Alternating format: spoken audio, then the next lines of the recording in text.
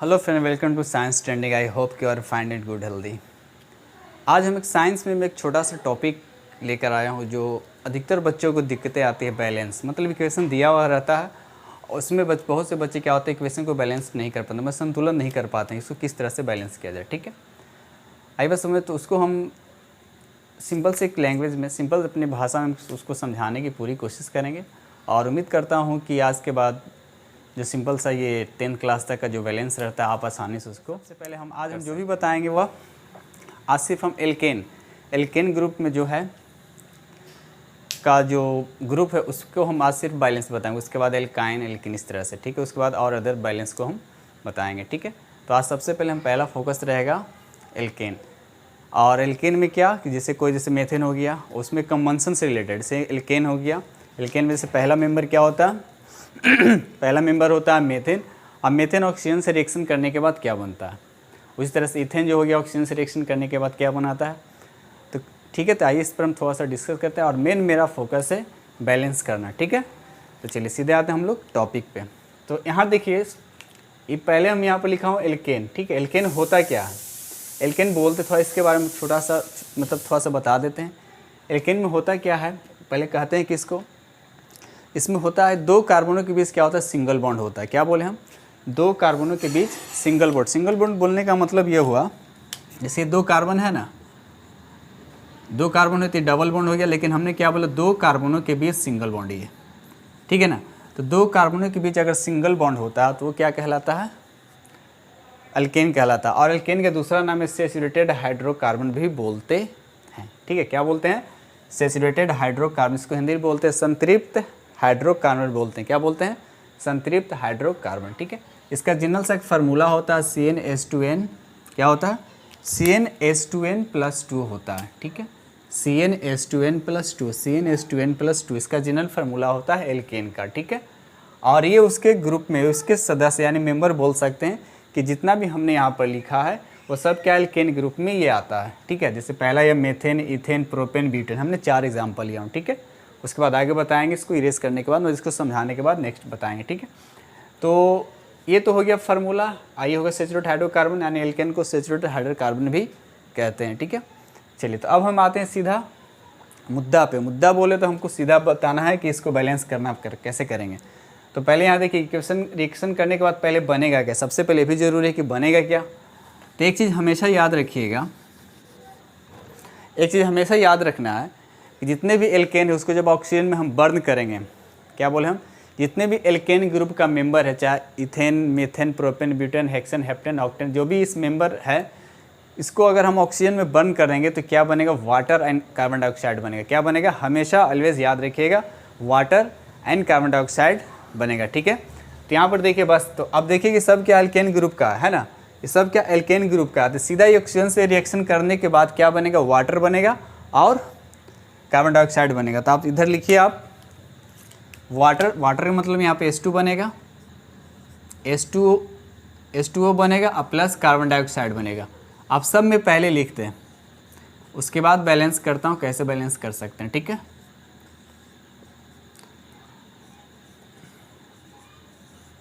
सब में आप पहले इसको लिख दिया, क्योंकि सब में बनेगा ही तो सब में लिख दिया, ठीक है। चलिए, ये तो हो गया। अब आते हैं हम सीधा बैलेंस, ठीक है। चलिए, तो देखिए बहुत ही तरीका बताऊंगा, ज़्यादा नहीं, कोई फार्मूला दिमाग में याद करने की ज़रूरत नहीं है। बस जो हम बता रहे हैं उसको माइंड में रखिए। सैचुरेटेड यानी हाइड्रोकार्बन से रिलेटेड कोई भी रिएक्शन रहेगा आप आसानी से बना सकते हैं, जो आज हम बताने वाले हैं, ठीक है। तो वीडियो को लास्ट तक यानी एंड तक देखिएगा, तभी आपको समझ में आएगा, ठीक। चलिए, तो देखिए, इसको बताने से पहले थोड़ा सा आ जाता है माइंड में, उसको भी बता देता हूँ। देखिए इधर वाले को क्या, जिस तरफ लिखा हुआ है, ये एरो साइन दिया हुआ है ना, पेन भी नहीं चल रहा, ये एरो साइन दिया हुआ, एरो साइन को इस तरफ जो लिखा हुआ है इसको क्या बोलते हैं, रेक्टेंट बोलते हैं। रेक्टेंट मतलब हिंदी में इसको बोलते हैं अभिकारक। अभिकारक मतलब हो गया कि जो रिएक्शन में पार्टिसिपेट करता है, मतलब जो भाग लेता हो, ठीक है ना। रिएक्शन में जो पार्टिसिपेट करता है उसी को बोलते हैं रेक्टेंट्स बोलते हैं, या इसको अभिकारक बोलते हैं।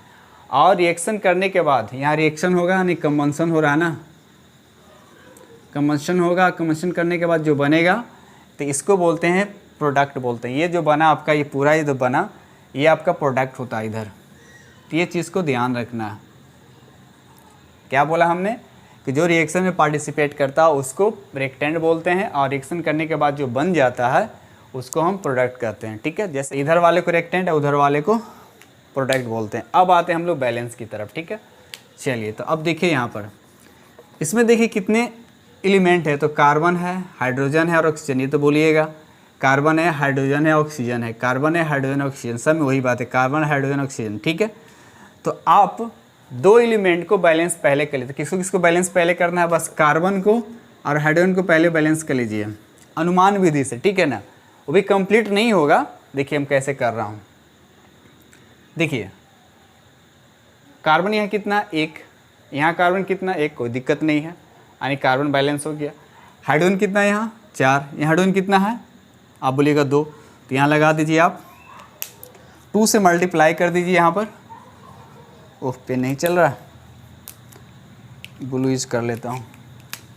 यहाँ पर 2 से क्या करेंगे, मल्टीप्लाई करेंगे तो 4 हो जाएगा ना। अभी हमने सिर्फ क्या बोला, हाइड्रोजन, कार्बन और हाइड्रोजन को बैलेंस किया, उससे इनको ध्यान मत दीजिए।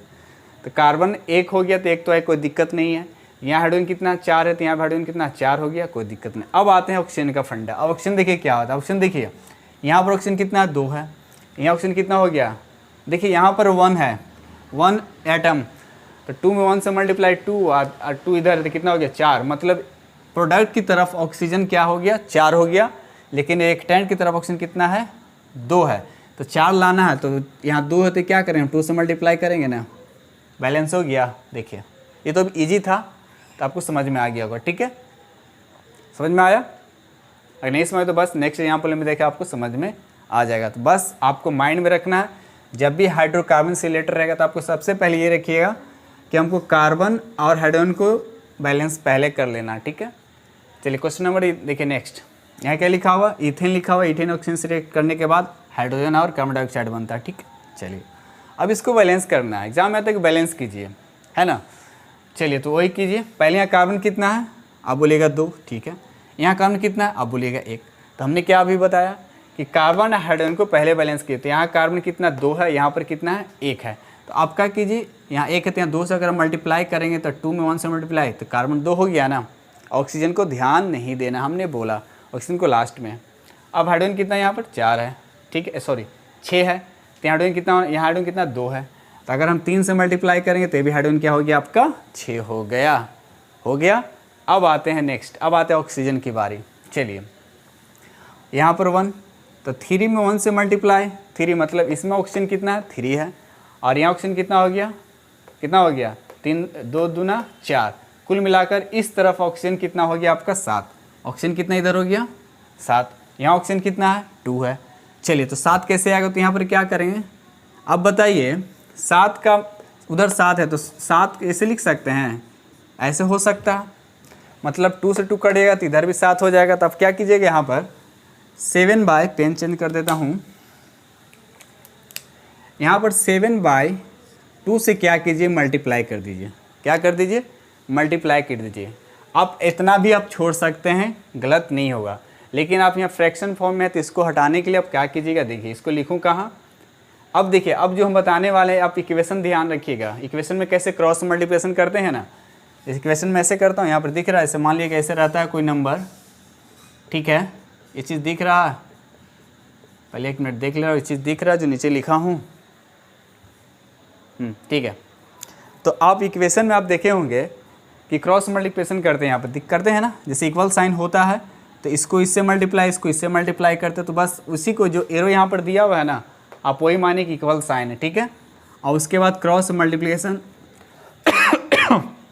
सॉरी क्रॉस मल्टीप्लिकेशन कर दिया। यहाँ देखिए अब ये 2 है तो 2 से ये दोनों में मल्टीप्लाई हो जाएगा, ये दोनों में, आई 2 से फिर इससे मल्टीप्लाई होगा, तो ऑल ओवर यहाँ पर आंसर क्या होगा, देखिए 2 से मल्टीप्लाई होगा तो यहाँ पर आए, तो इसको ऊपर लिख रहा हूँ 2H2H6, मतलब सिर्फ 2 यहाँ पर आ जाएगा, जैसे लिखा वैसे लिखा गया, प्लस यहाँ पर 7O2, ठीक है, कोई दिक्कत नहीं। चलिए ये साइन है, यहाँ पर आप दे दीजिए, ठीक है। चलिए हमने क्या बोला, 2 से इधर भी मल्टीप्लाई होगा, अभी 2 से क्या होगा, इक्वल साइन है ना, इक्वेशन की तरह बस इसमें भी मल्टीप्लाई हो जाएगा और इसमें भी मल्टीप्लाई हो जाएगा।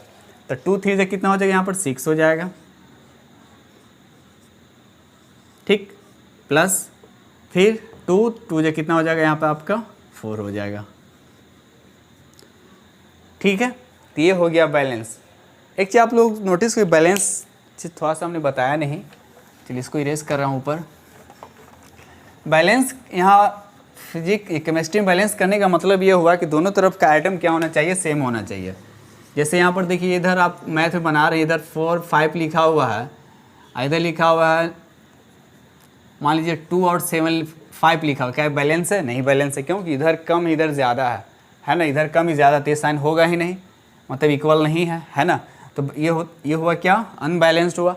लेकिन आपको बैलेंस का मतलब यही हुआ ना कि दोनों तरफ सेम होना चाहिए, सेम डिजिट होना चाहिए। सेम डिजिट का मतलब नहीं, दोनों का ऐड करने पे, जैसे यहाँ 4 और 5 कितना 9 हो गया, तो यहाँ पर भी आप लिख सकते हैं कि 8 + 1 भी हो सकता है, फिर 6 + 3 हो सकता है, 3 + 6 हो सकता है ना, तब इसको बैलेंस बोलेंगे, ठीक है। तो उसी तरह से यहाँ पर देखिए, तो अब ये जो हो गया ये बैलेंस हो गया, ठीक है। अब कैसे चेक करेंगे बैलेंस है, आइए बताते हैं हम, ठीक है।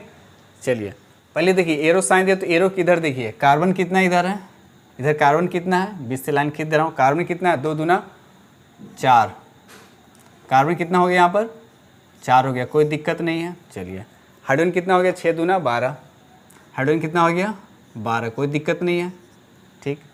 ऑक्सीजन कितना हो गया 7 दूना 14 हो गया, तो ऑक्सीजन 14, ठीक है, कोई दिक्कत नहीं। ये हुआ रेक्टेंट की तरफ, अभिकारक की तरफ। अब उधर चेक करता हूँ, ठीक है। हाइड्रोजन कितना हो गया 3 पहले क्या लिखे, कार्बन हाइड्रोजन ऑक्सीजन, इधर लिख दीजिए कार्बन हाइड्रोजन और ऑक्सीजन। तो कार्बन देख लीजिए, कार्बन कितना है, यहाँ कितना है 2 है ना, किधर गया, सॉरी यहाँ है ना 4 है ना, देखिए कार्बन या C 4 है ना, ये 4 हो गया। देखिए ये तो हमने क्या किया, मोटा मोटी बैलेंस किया। आपका रियल बैलेंस ये वो ऊपर वाला जो ऊपर लिखे हैं, ठीक है ना। ये एक लाइन और चलाना है, नीचे स्पेस नहीं था तो ऊपर लिख दिया हूँ, ठीक है। कार्बन 4 हो गया, हाइड्रोजन देखिए 6 दूना कितना हो गया 12, 6 दूना 12।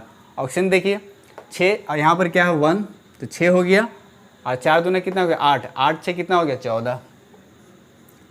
तो अब देखिए दोनों तरफ देखिए चेक करके क्या बैलेंस हुआ, कार्बन 4 हाइड्रोजन 12 ऑक्सीजन 14। तो इस तरह से बैलेंस किया जाता है, ठीक है। तो इस तरह से कोई भी हाइड्रोकार्बन रहेगा तो आप आसानी से इसको बैलेंस कर सकते हैं, ठीक है। चाहे वो सैचुरेटेड हाइड्रोकार्बन हो या अनसैचुरेटेड हाइड्रोकार्बन हो, ठीक है, तो आप आसानी से इसको बैलेंस कर सकते हैं। सबसे पहले आप 2 को बैलेंस कर लीजिए, उसके बाद ऑटोमेटिक आप फ्रैक्शन फॉर्म में बैलेंस करके इस तरह इस फॉर्म में आप लिख सकते हैं। तो उम्मीद करता हूँ कि समझ में आया होगा, नहीं हो तो फिर अभी बाकी है, C और D अभी बाकी है, ठीक है। चलिए यहाँ देखिए, बार बार बोल रहे हैं कार्बन और ये हाइड्रोजन, पहले इसको बैलेंस करना, ऑक्सीजन को देखना नहीं है अभी, ठीक है। तो चलिए यहाँ चेक करते हैं, ऑक्सीजन कार्बन कितना है यहाँ पर 3 है, कार्बन कितना है यहाँ 3, यहाँ कार्बन कितना 1, तो यहाँ 1 या 3 से मल्टीप्लाई करेंगे तो ये भी 3 हो जाएगा। चलिए आप बोलिए सही है, चलिए कार्बन का काम खत्म। हाइड्रोजन कितना है यहाँ पर 8 है, ठीक है। यहाँ पर हाइड्रोजन कितना है 2 है, अगर 2 है तो 4 से मल्टीप्लाई करें तो भी हाइड्रोजन कितना हो जाएगा 8 हो जाएगा। आप बोलिएगा बिल्कुल सही है। अब आते हैं ऑक्सीजन, ऑक्सीजन पहले उस तरफ चेक कर लीजिए है कितना, यहाँ ऑक्सीजन कितना है यहाँ पर 1 में 4 से मल्टीप्लाई किया तो 4, और 3 दूना कितना हो गया 6, कितना हुआ 3 दूना 6, 6 4 कितना हो गया 10। मतलब प्रोडक्ट की तरफ ऑक्सीजन की मात्रा कितना है, ऑक्सीजन के एटम कितना है 10 हो गया, तो रेक्टेन की तरफ भी ऑक्सीजन 10 होना चाहिए। तो अब देखिए है कितना यहाँ पर 2 है, तो आप बताइए कि 10 लाने के लिए क्या करेंगे, तो आप तो माइंड में आ गया होगा 10 आने के लिए इसमें कितना से मल्टीप्लाई करेंगे, तो 5 से मल्टीप्लाई करेंगे तो आपका 10 हो जाती। तो ऐसे ही हो गया आपको बैलेंस, ठीक है। तो उम्मीद करता हूँ कि आपको समझ में आ रहा होगा, ठीक है। चले अब आते हैं ये ब्यूटेन है ना C4H10। तो अब देखिए इसको उसी तरह से कार्बन कितना है 4, यहाँ कार्बन कितना है 1, तो 4 से मल्टीप्लाई करेंगे तो भी 4 हो जाएगा। आप बोलिएगा बिल्कुल सही। हाइड्रोजन कितना है यहाँ पर 10, यहाँ पर कितना है 2, 10 लाने के लिए यहाँ पर 5 से मल्टीप्लाई कीजिएगा। आप बोलिएगा बिल्कुल सही है। चलिए अब बैलेंस करना है किसको, ऑक्सीजन को। तो ऑक्सीजन सबसे पहले प्रोडक्ट की तरफ ऑक्सीजन गिनने की है कितना, तो 5 में 1 कम 5 यानी 5 हो गया, 4 दूना 8 यानी 13 हो गया। देखिए यहाँ 2 है, 4 से मल्टीप्लाई होता है तो 8 हो गया, और एक यहाँ पर तो 5 है, कितना हो गया 5, 8 4 8 5 कितना हो गया 13। मतलब प्रोडक्ट की तरफ ऑक्सीजन की मात्रा कितना हो गया 13 हो गया। तो इसका मतलब ये हुआ कि रिएक्टेंट की तरफ भी क्या होना चाहिए, ऑक्सीजन कितना होना चाहिए 13 होना चाहिए। कितना होना चाहिए 13 होना चाहिए। तो अब 13 लाने, यहाँ देखिए 2 है तो 13 लाने के लिए क्या करेंगे, 13 लाने के लिए 13/2 से 2 में मल्टीप्लाई ऐसे होगा तो 2 से 2 क्या होगा कट जाएगा। तो यहाँ पर कुछ ऐसे लिख सकते हैं, तो यहाँ पर 13/2। देखिए किसी में फार्मूला याद करने की ज़रूरत हुआ नहीं, बस सिर्फ 2 चीज़ हमने बोला, पहले कार्बन हाइड्रोजन को बैलेंस कीजिए, उसके बाद ऑक्सीजन को बैलेंस कीजिए। ठीक है, तो ये हो गया। अब इसको क्या कीजिए, एक लाइन में एक और लाइन और चला दीजिए। ठीक है ना, नीचे दिख रहा, नीचे दिखेगा तब लिखूँगा। चलिए ऊपर लिख दे रहा हूँ। ठीक है, कहाँ लिख दे रहा हूँ, ऊपर।